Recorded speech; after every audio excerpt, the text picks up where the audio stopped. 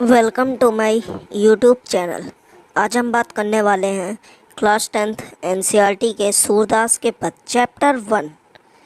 तो चलिए हम जल्दी से स्टार्ट करते हैं बिना टाइम वेस्ट किए हुए। सूरदास का जन्म सन 1478 में माना जाता है। जो अपने सूरदास जी हैं उनका जन्म 1478 में माना जाता है, 1478 में। एक मान्यता के अनुसार उनका जन्म मथुरा के निकट रुणकता या रेणुका क्षेत्र भी माना जाता है। उनकी एक मान्यता है, उसके अनुसार उनका जन्म स्थान मथुरा में माना जाता है, और जबकि दूसरी मान्यता के अनुसार उनका जन्म स्थान दिल्ली के पास सीही माना जाता है। महाप्रभु वल्लभाचार्य के शिष्य सूरदास अष्टछाप के कवियों में सर्वाधिक प्रसिद्ध हैं। जो वल्लभाचार्य हैं उनके शिष्य हैं सूरदास जी। और अष्टछाप का मतलब 8वीं फेल नहीं होता, इसका मतलब है कि वो 8 कवियों में सर्वाधिक प्रसिद्ध कवि हैं। वे मथुरा और वृंदावन के बीच गाँव घाट पर रहते हैं। जो वृंदावन है और मथुरा है उसके बीच में गाँव घाट पड़ता है, वो उसके बीच में रहते हैं और श्रीनाथ जी के मंदिर में भजन कीर्तन करते हैं। जो श्रीनाथ जी हैं उनके मंदिर में वो भजन कीर्तन करते हैं। सन 1583 में परसौली में उनका निधन हुआ। 1583 यानी कि 1583 में परसौली में उनका निधन हुआ। निधन का मतलब होता है मृत्यु। 1583 का मतलब होता है 1583। तो सन 1583 में परसौली में उनका निधन हुआ। चलिए अब हम बात करते हैं उनके 3 ग्रंथों के बारे में।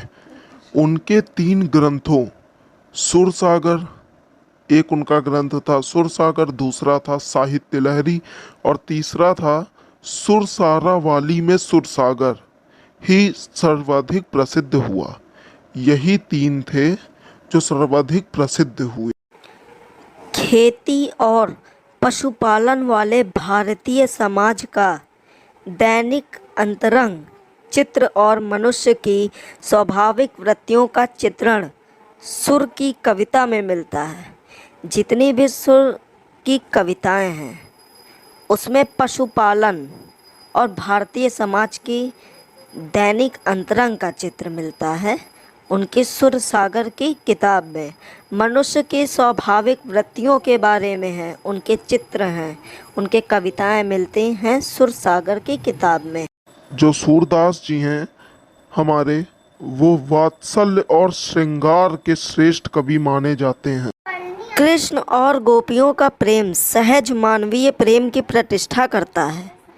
सुर ने मानव प्रेम की गौरव गाथा के माध्यम से सामान्य मनुष्यों को हीनता बोध से मुक्त किया। उन्होंने जो सामान्य मनुष्य थे उनको हीनता बोध से मुक्त किया।